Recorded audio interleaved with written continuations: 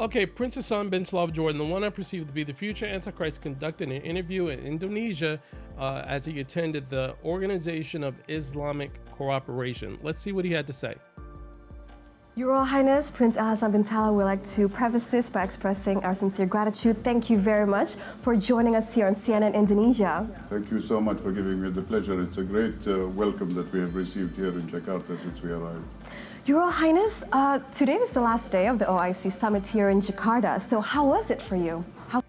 Just letting you see his range and influence stretches not only from Jordan into Europe, but also to Asia and Indonesia. So letting you get a picture of the range of influence that he has specifically to those who are practicing Muslims or Islamic nations.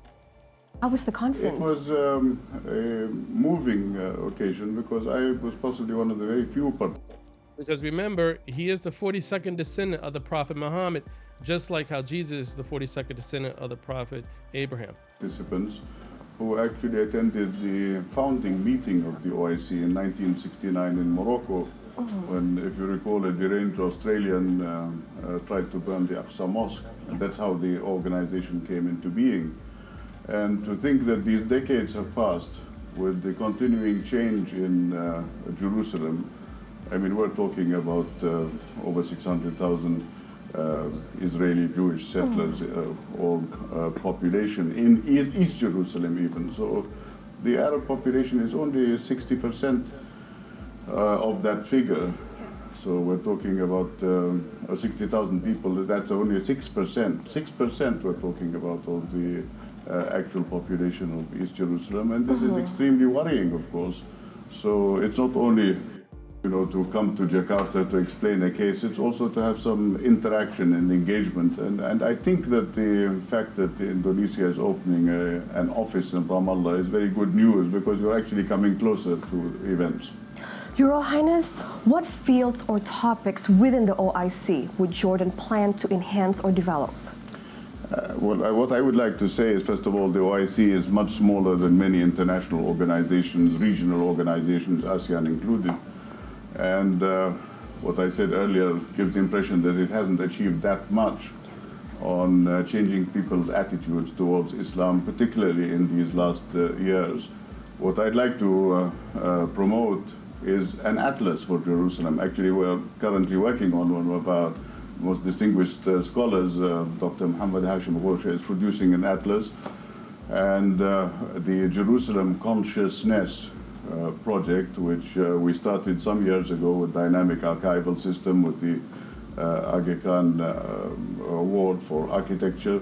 These are the sort of things that I hope that when we're talking, we could have in the future a panel of Jerusalem in front of us, so that our viewers can know exactly what is happening in each waqf, each religious foundation, each sebil, each historic location of a water drinking fountain or a zakat organization. These are the institutions that have to be revived to bring back the life to Jerusalem once again in its Islamic and Arab identity. Okay, so what he's talking about here in this atlas that he's talking about, in this Jerusalem consciousness that he's talking about, is his vision of making that region one. Kind of like how you have United Kingdom, and you have Germany, and you have Poland, and you have France, and you have Spain. Those, though they are nations, they're all still called Europeans. So he wants to kind of do the same thing with the Middle East. He wants to make the Middle East an Arab nation, where a nation of all Arabs, or what the Bible or the book of Daniel calls the kingdom of clay. So this is his means of trying to rebrand in the Middle East, which is sometimes you'll hear him call it West Asia, North Africa. So him using this atlas of that region, or the Jerusalem consciousness, it's just another way for him to promote his ambition and vision of making the entire region one, where all Arabs are all one within this one region of the world, with him ruling them all.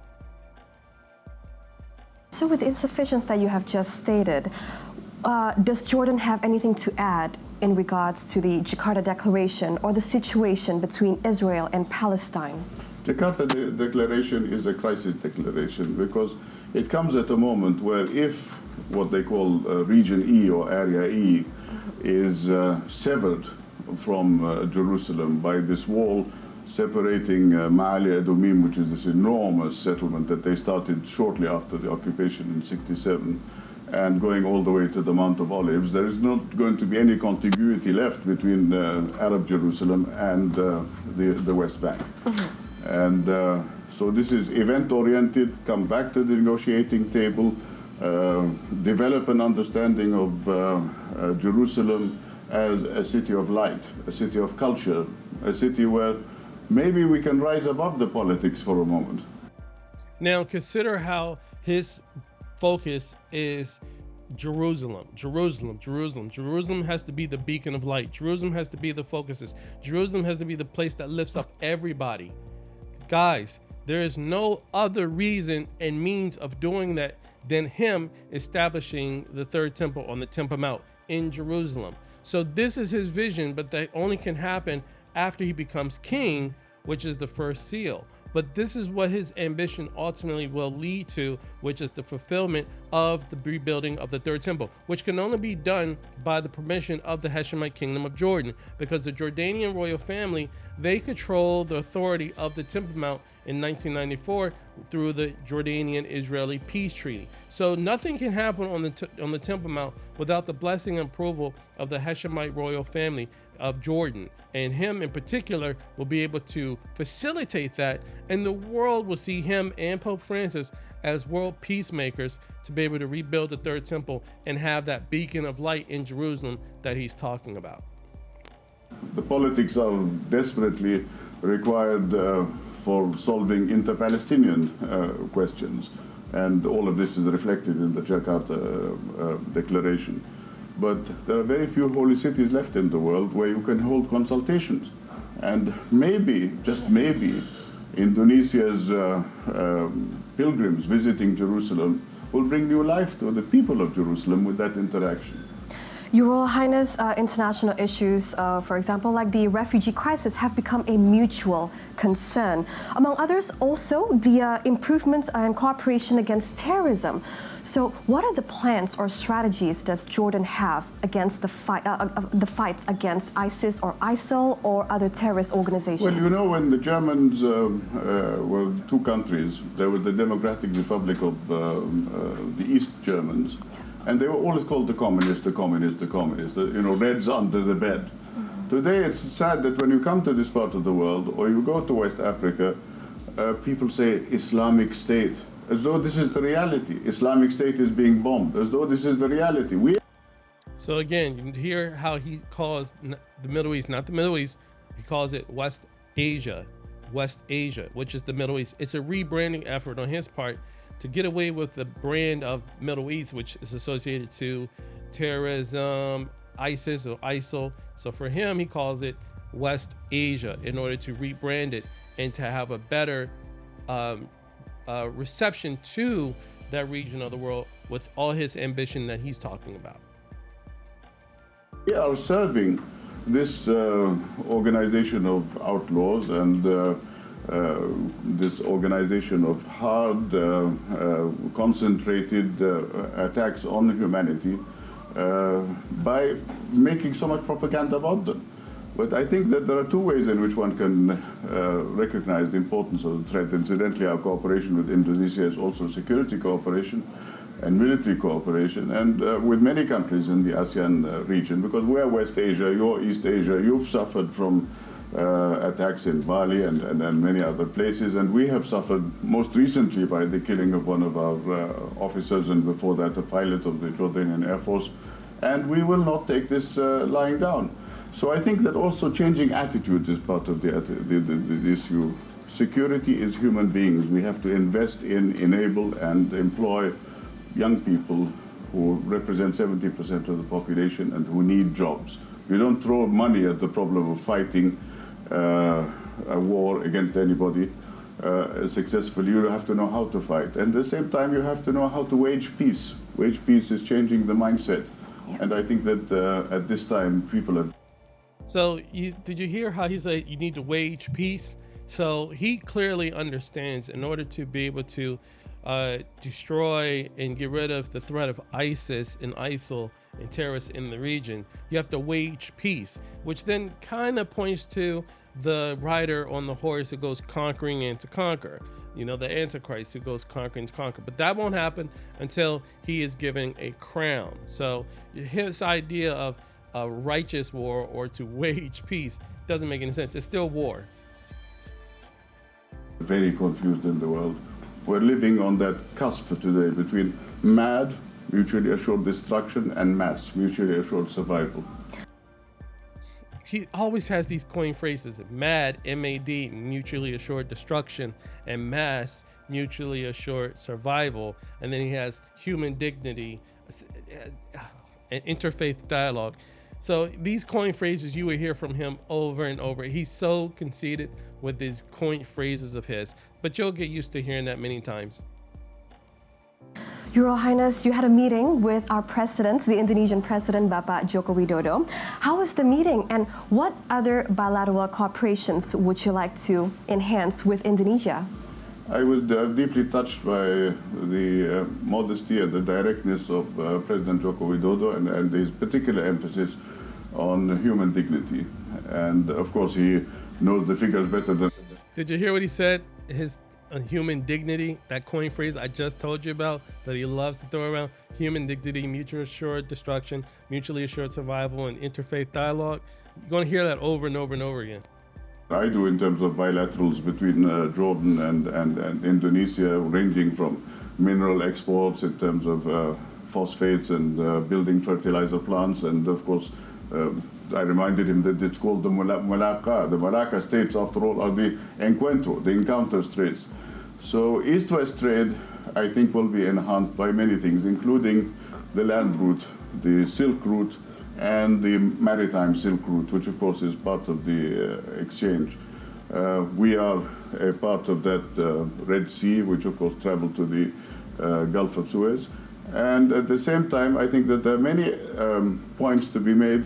One, a highly educated population here and in Jordan, with a view to hosting the World Science Forum in 2017. We hope that Indonesia will participate. We also hope that your participation in the Islamic Academy of Science is another aspect of focusing on free zones and recognizing the fact that our capital is our human capital. So just notice how he has the Islamic science, the Islamic science organization that he just mentioned. He's participating in the Organization of Islamic Cooperation. But then at the same time, in the previous video, I showed you where he calls God, God. He doesn't call him Allah. And then you saw again where in that same video, he talks about how he learns Hebrew to speak to the Jews. So you see that this man is so good at flattery to be able to manipulate himself and his image in order to speak to and be receptive to any audience that he's speaking to. So whatever audience that is listening to him, he has the ability to use language that makes them much more receptive to his message, his ambition, and his vision. So if he's speaking to a Christian audience, he won't refer to God as Allah, he'll say God. If he's speaking to Arabic community or audience, he'll say Allah, or references to the Quran or Islam. And so you see how he's able to, or he's speaking to the Jews, he'll make references in Hebrew or to the Torah. So this man knows how to win over the religious community. What we have above the ground is important, not only what you have under the ground. So it was a very good exchange, and I think that in particular, bringing people together. Once again, I had the Hassan University honoring me with a degree, and they made the visit to Jerusalem, and I hope that this human exchange will sow the seeds for better cooperation and engagement in the future. See, so again, he's promoting this human exchange. And again, this points to how he wants to dispel with all these different pockets and groups and nations in the Middle East, and rather make them all one. But in order to do that, we have to promote, we're all humans. Let's put our humanity first. Let's put human dignity first. That's the thing that he promotes in order to move his ambition and his vision forward. Your Royal Highness, we'd like to once again express our sincere gratitude. Thank you so much for your time here with CNN Indonesia. It's been a delight. Thank you so much, and I wish you and the people of Indonesia every success. Thank you. Thank you. Simak World Now selepas jeda.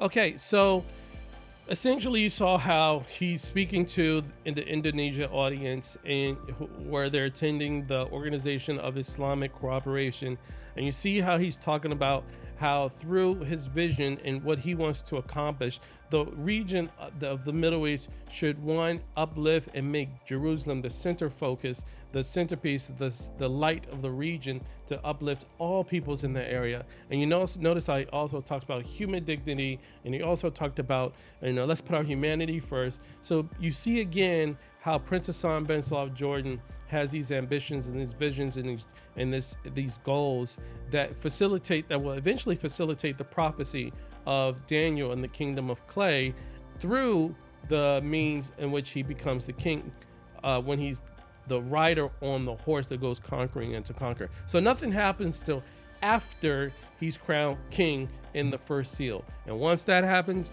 then it's off to the races. So leave a comment below. I'd love to know your thoughts on this video and his interview. And let me know if you have any questions. And don't forget to keep watching.